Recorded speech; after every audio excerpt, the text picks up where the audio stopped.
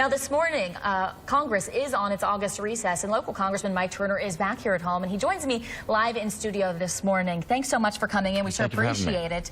Obviously, we see that those images, and they're very startling for a lot of people to see. For yourself, though, I know you've been pretty vocal about this. Well, this is very sad, and you know, hate is something that, of course, we all reject. Yesterday, I had a press conference with Jesse Gooding, former head of the NAACP, and Derek Forward, the current head of the NAACP, and we talked about what Dayton has done in the past. You know, Dayton was faced with this when I was mayor, my very first year. Right, you've had pretty much a similar experience to this. In 1994, the KKK announced they were coming to town at Courthouse Square. The county runs the square and was forced to give them a permit.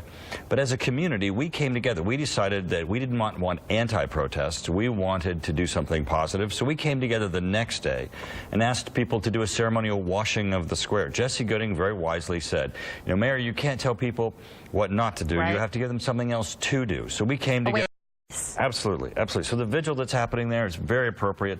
You know, making a statement that these people are not of our community, isolating them, that we stand against hate, we stand against racism and prejudice, we come together. Unity is the important thing, and that's what the president has missed. I've been very disappointed that he hasn't had the clarity that we have in this community, that there is no good and evil. What these people believe is evil, and you know, it needs to be isolated and rejected. And I know that's been a hot topic, is that the president hasn't exactly come out with a hard, fast line on this. It's kind of been the wishy-washy. There's, you know, fault on both sides. What is the danger in that message? Well, danger in that message is it gives us this sense that hate against hate works, and it actually just tears our community apart. You get the violence that you're seeing, which we were able to avoid in Dayton by saying, no, we're going to redirect this. You know, these people are not of us. They don't have the values and views that we have. We're going to isolate their hate. We're not going to come and see their hateful faces and hear their hateful message. We're going to do something else different that actually represents our community. So this morning, I know you've got your constituents watching. If you had a message for people here in our community, what would be the best thing you would say as far as moving on and healing right here in the Miami Valley?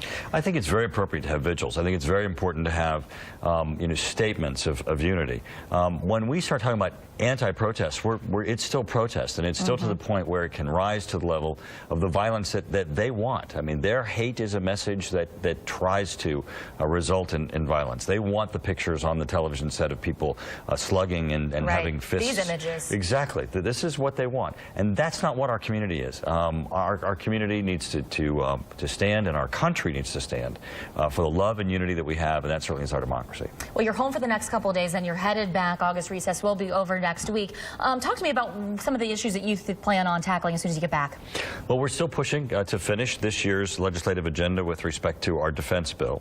As you know, I serve on the Armed Services Committee, and that's very to me and to Wright-Patterson Air Force Base. With the budget that has come out from the president and our work that we're currently doing, we will see increased spending in defense as we're trying to respond to North Korea, Iran, Russia. That certainly will be in part focused on Wright-Patterson Air Force Base because we're such a critical aspect of the Air Force mission. You mentioned North Korea. That obviously came up as a hot topic last week with the Russian spy plane flying overhead that was later identified to be here, New Jersey, you know, making kind of stops. You came out against that treaty. Absolutely. The Open Skies Treaty has been abused by Russia. We saw that with the fighter plane, the military plane that's flying over. We need to review that. We've had hearings in the Armed Services Committee. I would certainly encourage the administration to take action on that. Take action sooner than later? Absolutely. All right. Thank you so much, Congressman Mike Turner. We sure appreciate it. Let's send it over to you, Greg.